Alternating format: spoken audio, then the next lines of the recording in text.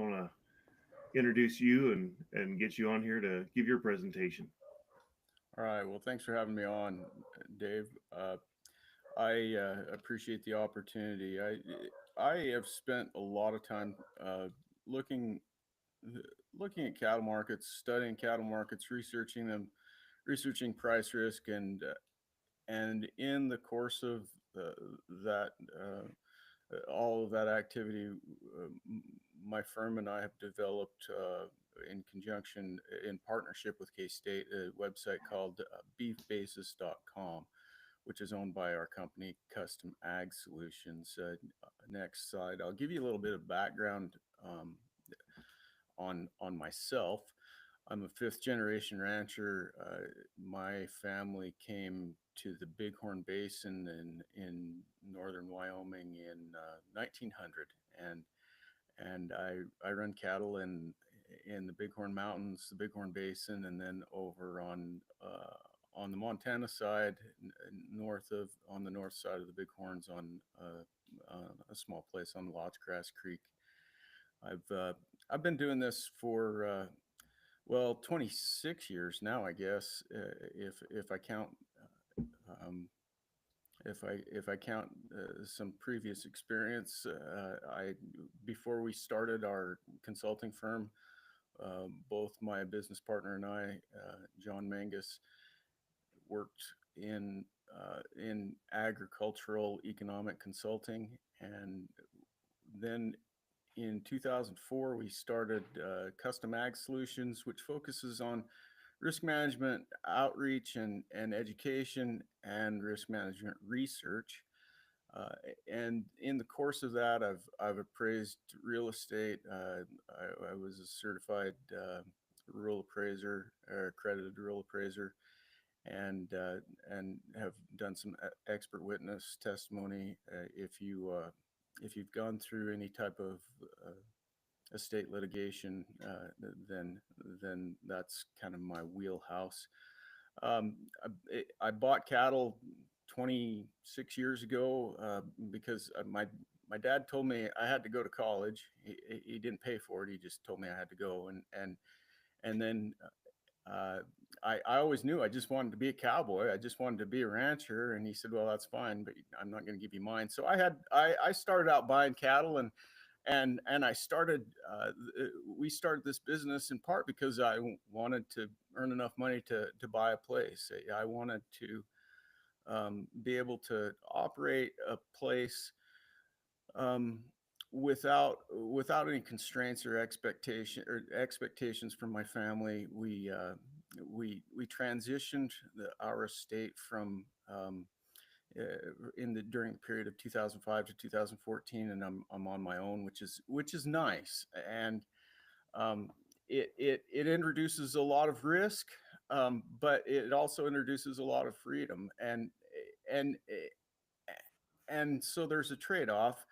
You take risk because you want the freedom. That's why we're in this business, is we enjoy the lifestyle and the freedom that it affords us. But we take an enormous amount of risk, and so in the risks that we bear, we also we have to manage both our family, if we're a multi-generational place, and we have to manage price risk. Next slide. We have to we have to yeah, oh, did you not hear to the next slide? I'm sorry. uh,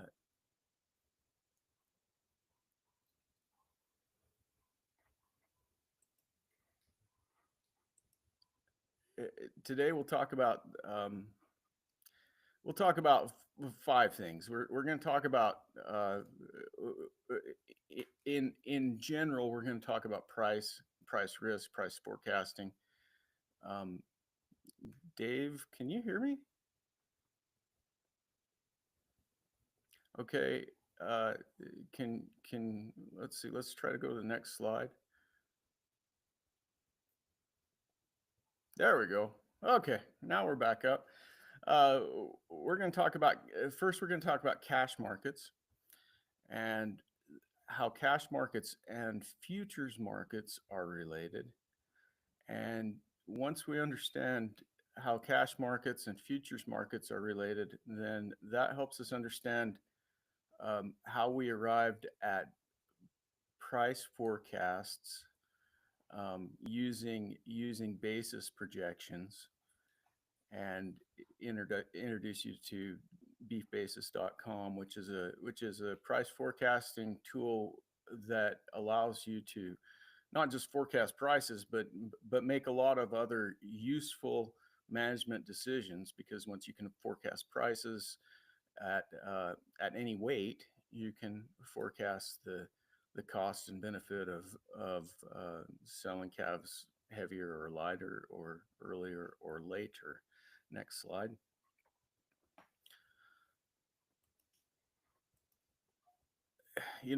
Like I said, we have we all take on a great deal of risk. And in 1887, after some fairly profitable years, they went through a drought, and um, up here in Montana and Wyoming. And then the following fall, they got an early snow, followed by a little bit of warm snap, and then it turned brutally cold, and the cattle couldn't get through the the ice on top of the snow to feed. And a guy uh, from back east who owned a large ranch in the Lewistown area wrote his cowboy, and he said, how are things out there? And this is what the cowboy sent back. And this is what some people consider the beginning of C.M. Russell's career. But that was a catastrophic winter for the ranching industry on the northern plains, and we all experience those. We all bear those types of risks. We manage them better now, but those are the types of risks that we bear. And a lot of times we spend a lot of time focusing on production. We're really, really good at making sure um, we feed our cattle.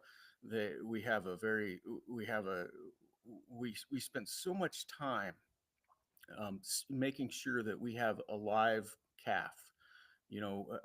I think if you've been in the cattle business for very long, and you live anywhere north of Texas, maybe even in Texas, you've had a calf in your bathtub at some point in time because it was born on the ice and you're trying to warm it up.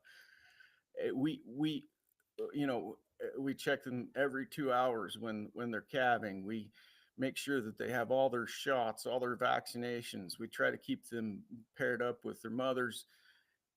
We spend so much time making sure that these calves stay alive and healthy, but we spend very little time in general managing the price that we receive for these calves. And when you do the math, uh, if the price goes down by 10%, that's no different than selling 10% fewer calves than you would have expected. So price risk is just as important, and has just as big effect as the number of calves we sell. It has a larger effect on us on the gross margin than weaning weight. It has a larger effect than preg rate. It is tied for the risk that has the largest impact on our gross income. Yet we spend much less time worrying about prices than we do um, about making sure we have live calves. And a lot of that is because we don't have we have historically not had a lot of tools, or we haven't felt like we had the ability to manage price risk. We felt like we were just price takers, and there was nothing we could do. So we were going to focus on making sure we sold as many live calves as possible. But that's changed a little bit, and one of the things that helps us understand and manage price risk is information. Once we have information about and understand cattle markets, then we have power to manage price risk. Next slide. So let's talk about the cash markets. Um, next, everybody understands the cash markets pretty well. One thing they next slide, Dave. One thing that um, that sometimes there is a phrase that gets repeated a lot and talked about a lot that I want to make sure everybody understands. That's the feeder cattle index. The feeder cattle index is simply a a weighted average price for calves that sell in a 12 state region through auction yards in the 12 state region. Every auction yard that reports to the Ag Marketing Service, or AMS. Uh, and it is the weighted average price of every steer that weighs between 700 and 900 pounds. And that that weighted average price then becomes the feeder cattle index. So in other words, yeah, and the median weight, or the average weight, is right around 800 pounds. So when we talk about the feeder cattle index, what we're really talking about is the value of an 800-pound steer across this 12 state region that runs from North Dakota down through Texas and from Montana to Missouri. And the feeder cattle index is important to understand because that is what the futures, the feeder cattle futures, are based on. So let's talk about the futures for a second. We see the cash markets. This is the feeder cattle index over time from oh I think I can't read that. That's 2014 to this was, I think, last summer. And we see that the feeder cattle index looks a lot like the prices that we have received over the last 10 years. We had a big spike in 2014, another little spike in 15, and then things leveled off. Next slide. That is what the futures markets are based on. And when we talk about feeder cattle futures, I I I always hesitate to compare this to gambling, but it's the best way to understand the futures. So if you're betting on a game in Vegas, you're gonna either bet that the team covers their spread or they don't.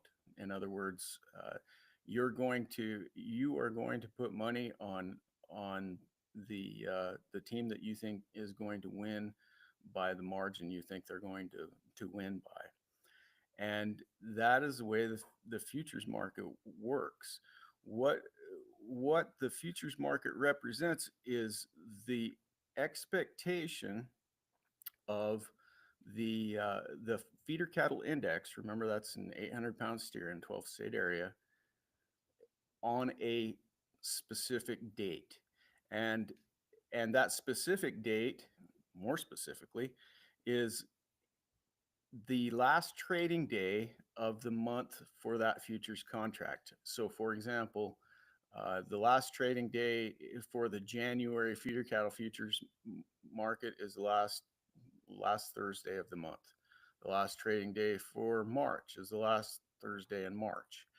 And when people buy or sell the futures, all they're doing is thinking that the futures are going to expire, or that the feeder cattle index will be higher than the stated futures market today. So they buy. Remember, you buy low, sell high to make a profit, and with the expectation that the index will be higher in that on that particular day. Conversely, if you think it's going to be lower, people then you sell, or you are putting money on an opinion that the feeder cattle index will be lower than the futures price is now. And um, so the futures price is, of course, like any market, set by how many people are willing to buy at a certain price and how many are willing to sell at a certain price.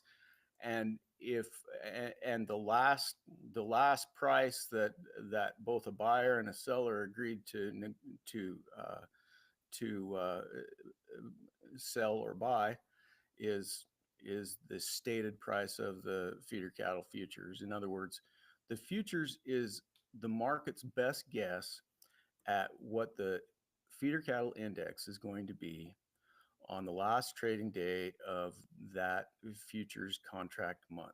And in feeder cattle futures, we have there are multiple months: January, March, April, May, August, September, October, November. Make sure you write that down. You'll be tested on it later. Next slide.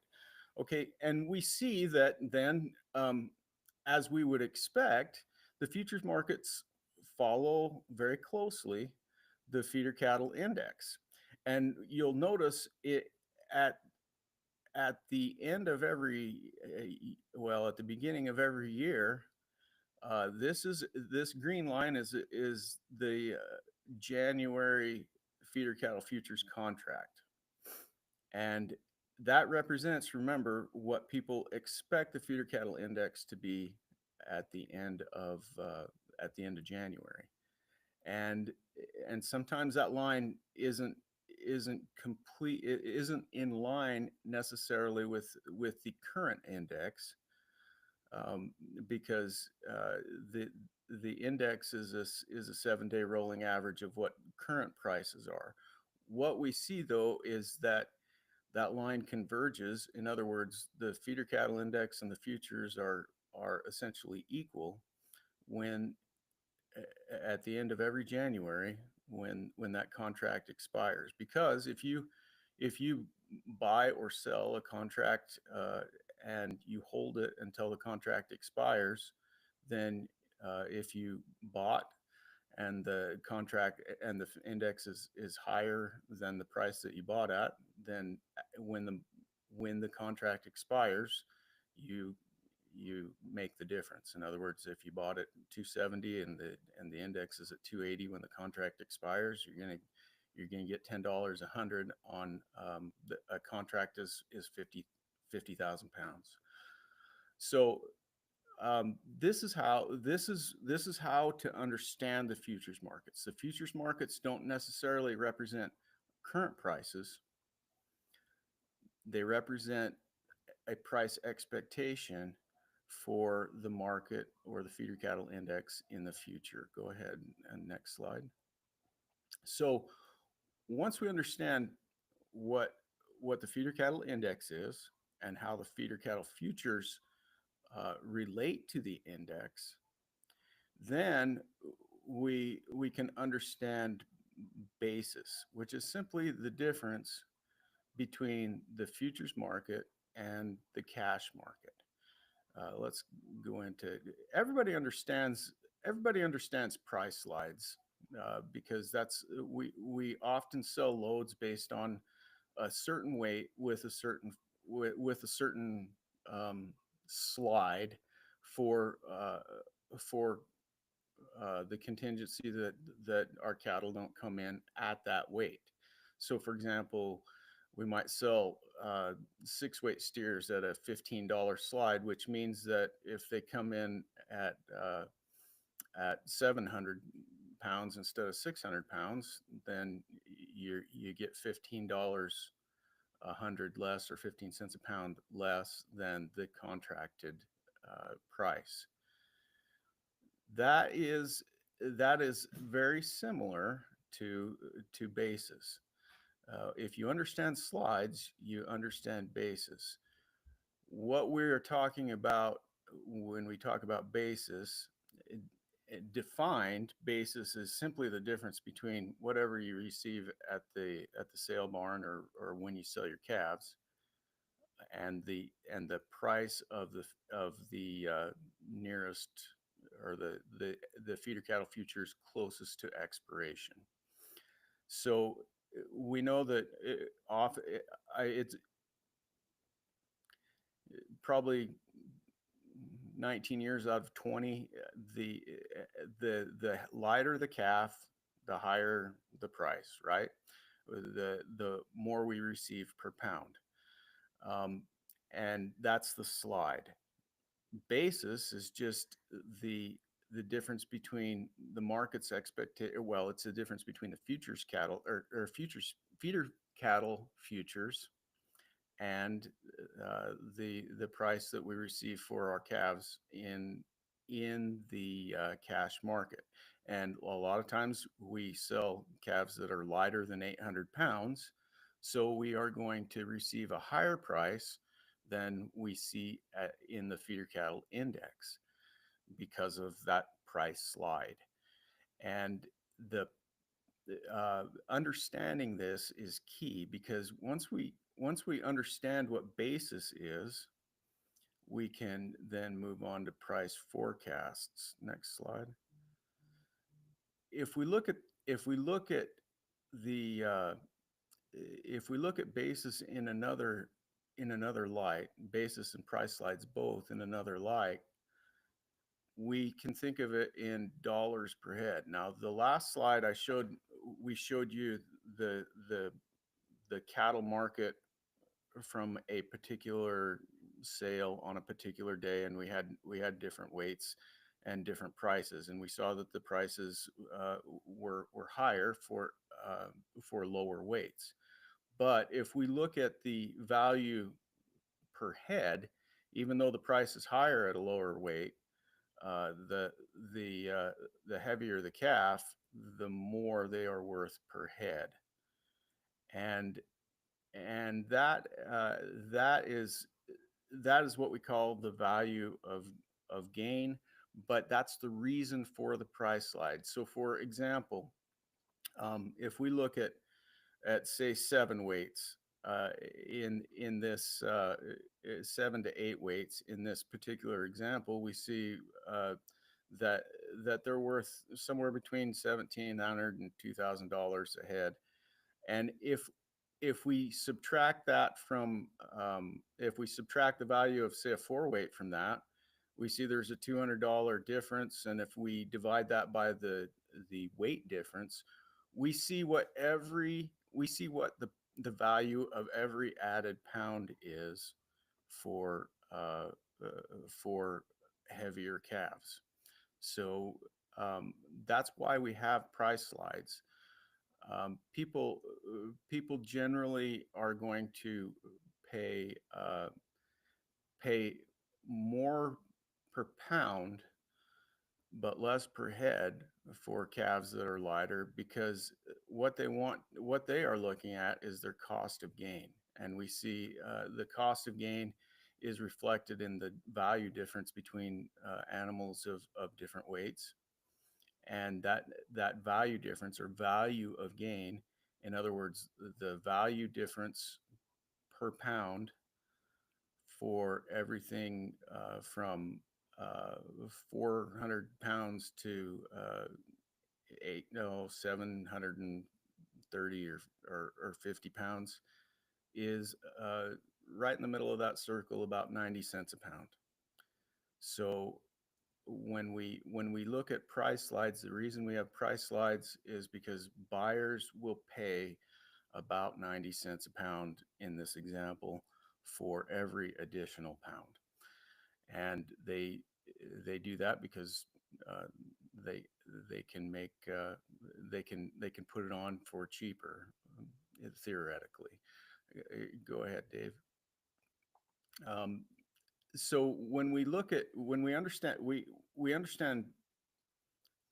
the feeder cattle index and why prices are different between the feeder cattle index and what we may receive at the sale barn, primarily because of weight, that is basis. And as I said before, basis is just the cash price you receive minus the futures price or of the contract of the feeder cattle futures contract that is nearest to expiration. So today is January 20 something, 23rd, and so my basis, the contract closest to expiration is January, and so if I receive 350, say for a 550-pound steer, uh, and the futures market is trading at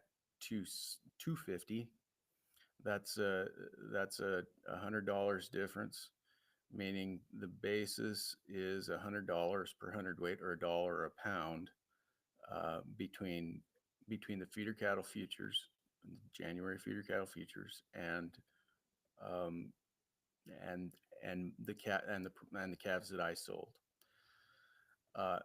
It's basis is not just a function of weight; it's a function of sex, and heifers generally will bring less per pound than steers because they cost more to feed. The type of cattle we're selling, the season that we're selling them. Grass cattle in the northern plains tend to be the most valuable per pound in late February, early March.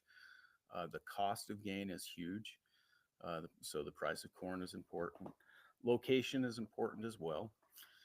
Uh, but here's the point: if I can go through the data and I can forecast what the basis has been historically, or I can forecast based on the historical basis, what the basis will be this year, then I can subtract that from the current value of the futures contract to get a price expectation.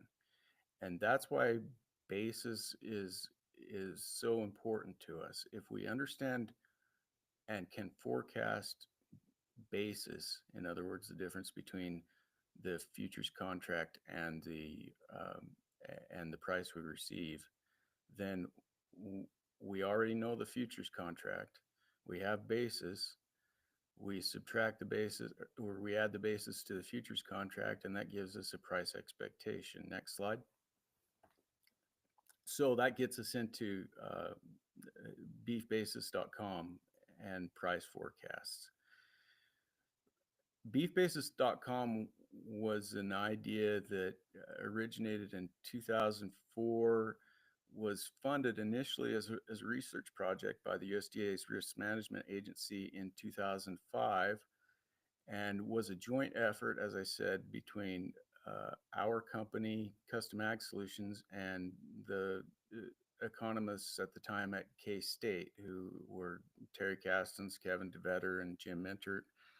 Ted Schroeder had some input as well, and now Glenn Tonser at K-State continues to provide input for us. We approached them and said, hey, let's try to forecast basis, and let's try to do it based on the weight, location, sex of a particular animal. And this is what we came up with. Beefbasis.com forecast basis, which then gives us a price forecast for any date, that's on number one, at any location of any state, that's number two. So in this example, it's Montana public auction yards. For any sex, steers or heifers.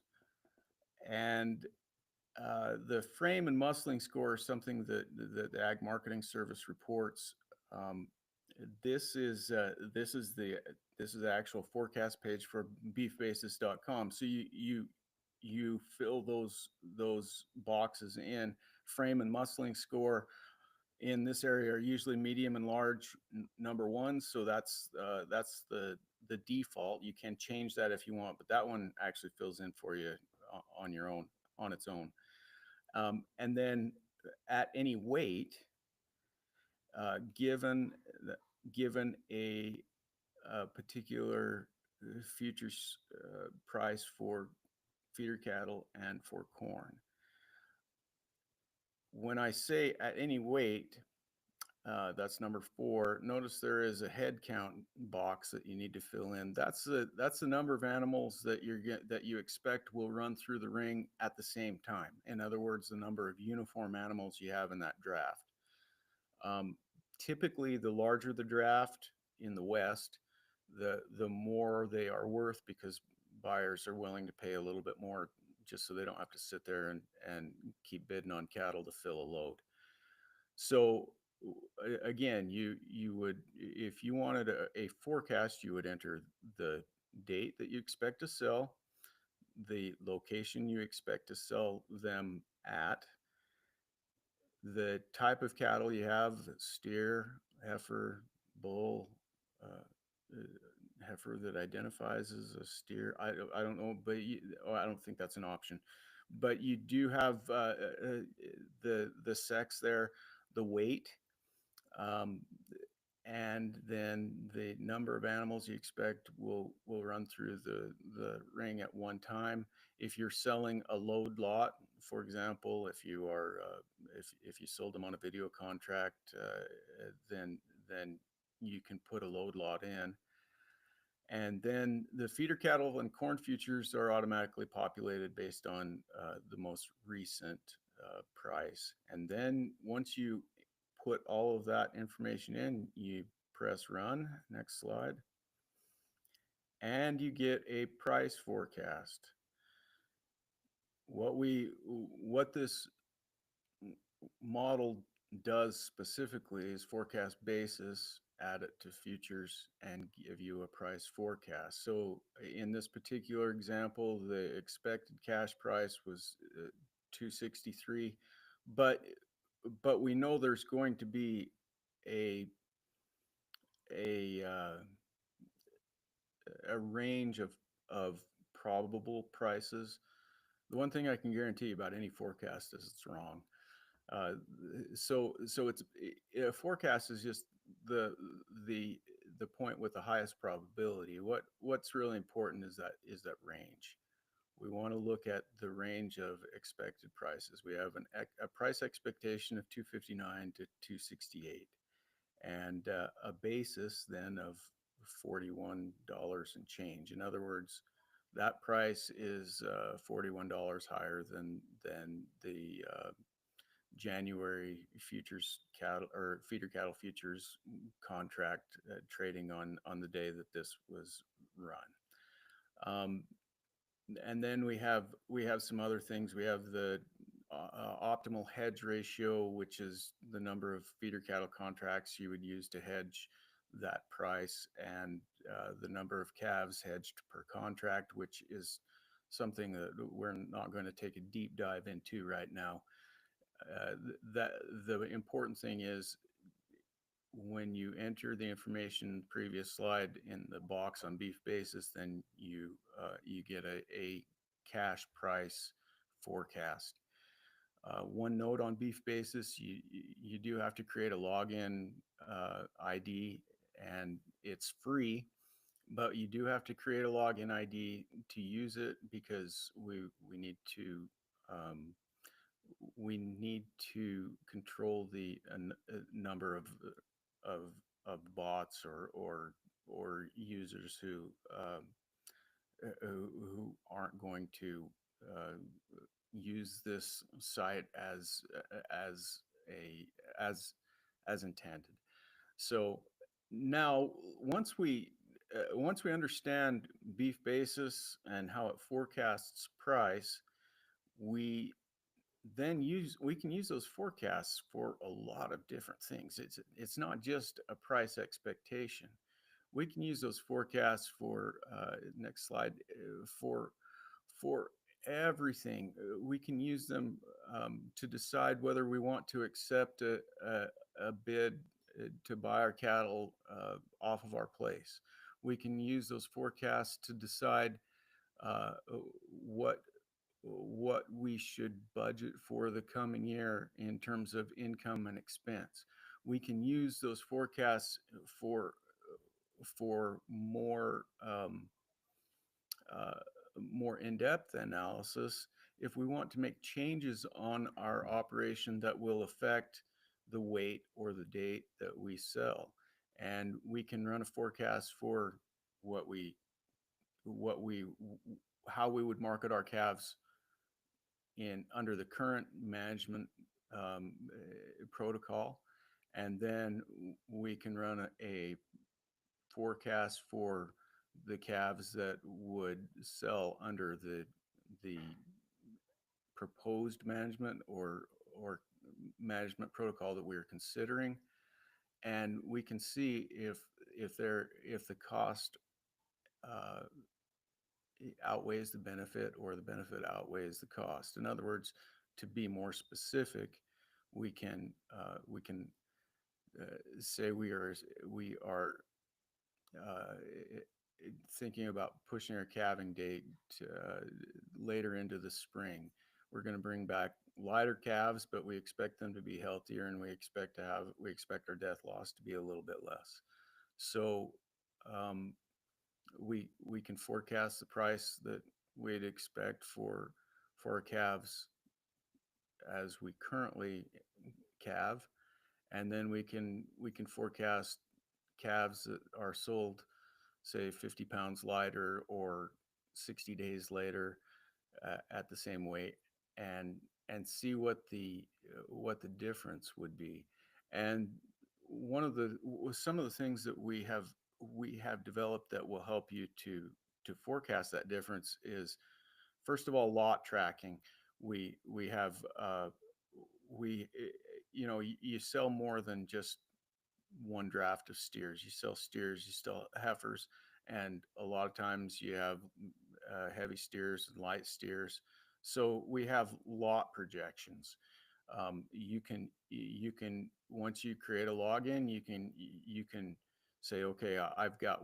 You can create one lot that is heavy steers, one lot that is heifers, one lot that is light steers, and then you can even create a lot for cull cows, but we don't do cull cow project price forecasts there. You would have to enter the price you expect to receive for it. But then once you have all your lots entered, you have a gross income projection, and that allows you to to sum the difference in values for all of those different types of cattle that you sell. Next slide.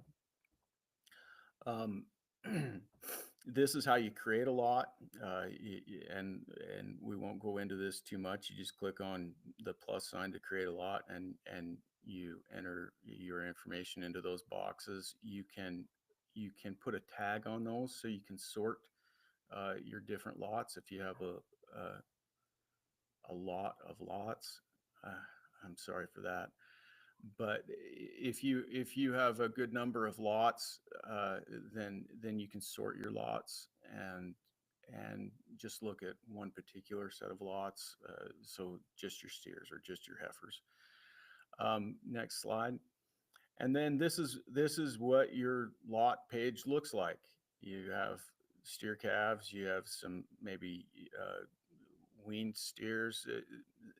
Maybe some of them are going to be sold off the cow. Some of them are going to be weaned for a while, and then maybe you ran some yearling steers, and you created a lot for each one of those, and this gives you your gross income, the total number of head you will sell. Next slide. Um, just as importantly, we can forecast the value of gain. Remember, we have a price slide, and uh, that price slide reflects the value that buyers are willing to pay for every additional pound of gain. And and so if we expect to sell our calves heavier, for example, then we can enter uh, that information into two different value of gain tools to see what we can expect to add to the value of our calves for every pound that we put on. And we have two specific tools. One keeps your sale weight um, static. In other words, you're going to sell at, say, uh, 600 pounds, and then if you're going to sell in at 600 pounds in a 2 week window or 4 week window, you uh, the it the variable then is the actual pounds per day of, or pounds of gain per day. The other is the stalker value of gain, which keeps the daily gain constant, and the variable then is the weight at which you sell. So if you are feeding them a ration that you expect is going to gain them 2 pounds a day, uh, then you can play with your daily gain, and you can then see what the difference in those weights will be. Next slide. So here's a backgrounder uh, example. Um, where the buy date, you may not, if you're just considering keeping your calves, that buy date is just the date that you you sell now, or you wean or whatever. The sell date is self-explanatory. Again, just like any of our forecasts, you enter the location, the weight, the sex. Next slide. And um, and what you come out with is next slide. You're going to sell it at a specific weight, a specific a specific date. Um, we calculate the difference between the in weight and the out weight, and divide it by the days that you fed to get an average daily gain. And um, and then we see the value per hundredweight that you're adding to your calves, given different rates of gain. So, for example, if I had decided to market them at, I think I think the previous slide said 600 pounds. I'm going to say that's what it was. We're looking at marketing calves at 600 pounds, and if I wanted to market them the first part of January, then that's the top line. I'll add $230 a head to the value of them, and that comes out to $1.53 a pound. If I want to say the bottom line, market them at 600 pounds on the 16th of February, um, I'm obviously feeding them less because they're only gaining 1.3 pounds a day instead of close to 2. But I would add $250 a head to them, or $1.67 a pound. And you can use those. You can use that. You can use this then to decide what an optimum time to market cattle at a specific weight may be. Next slide. Um, the, we have, in addition to the value of gain tools, we have retained ownership slides, or tools that you can use to decide whether you want to retain ownership of your calves in a feedlot. I have in the past sent my cattle to feedlots in the Greeley area, and had them finished there, and then sold them as fat cattle. Sometimes that made sense, sometimes it didn't, and I used a projection of what I would of the value of my calf going in, which is where beef basis forecasts come in. It forecasts the value of that animal going in, and then it also will give you can put in inputs, and based on that and your cost of gain, decide whether you want to keep your calves, retain ownership. There's also charts, data. We have the largest private market data set in the country. Every transaction that has occurred in every sale barn reported by AMS since 1995. So we have a lot of data. So with that, Dave, do you have any questions since you're the only one listening? Thanks, Brett. So I played around with this tool quite a bit, and one of the things I hear you mention that I just want to plug in is the good night sleep factor. Uh, I know we're looking at record high prices right now, but I can't be the only one who's wondering when things are going to drop off, and if I'm going to be left holding these animals that used to be really valuable and all of a sudden are not.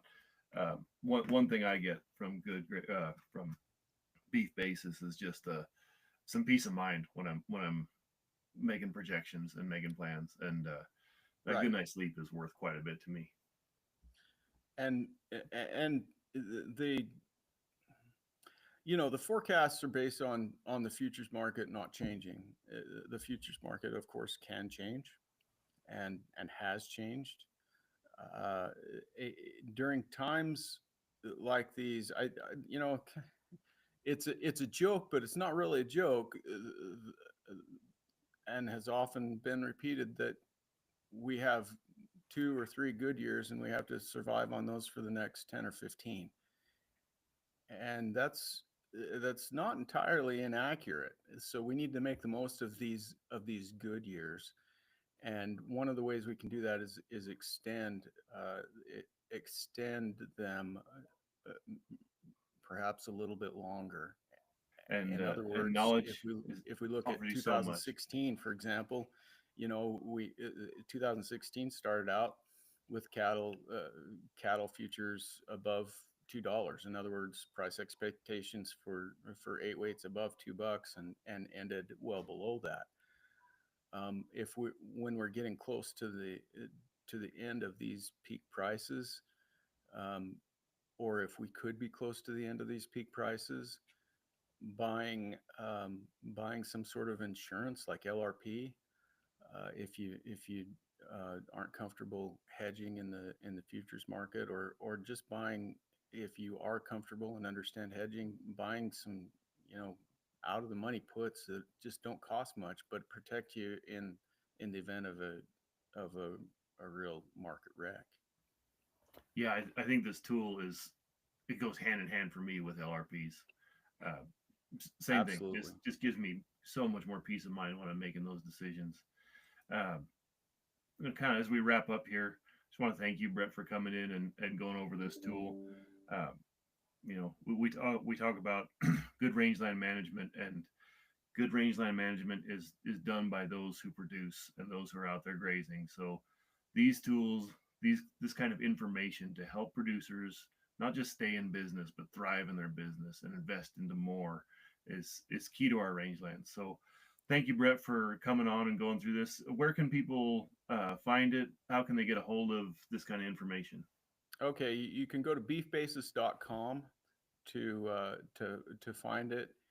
I my Twitter handle. Twitter is my social media platform of choice, is MBA Cowboy, and it's not as egocentric or egotistical as you think. It's a riff on a reporter who called me a cowboy with an MBA, like I was a freak of nature. Uh, but anyway, if you have questions, you can contact me either on Twitter, or you can contact me through Beef Basis, or Custom Ag Solutions website has a contact number. One thing I do want to just real quick mention is that Beef Basis is also very useful for rangeland management, and specifically for insurance decisions. So if you are considering buying pasture rangeland forage insurance (PRF), one of the things you want to know is how much lighter your calves are going to be. Well, how much less they're going to be worth if they come in lighter as a result of drought, and make sure that you are indemnified, or you optimize your coverage for that that possibility. So that was just that's just an aside. Uh, you can you can log into beefbasis.com, create a login, and then you have access to all these tools. It's free. There are a lot of different ways to get a hold of me. My email is bcrosby at casnow.com. So uh, CAS is in Custom Ag Solutions, and now as in immediately.com. And you can, or you can just ask Dave if you have questions. Anyone on the K-State Ag Econ team is also a good resource, and so there are a lot of resources for questions that you may have about this information.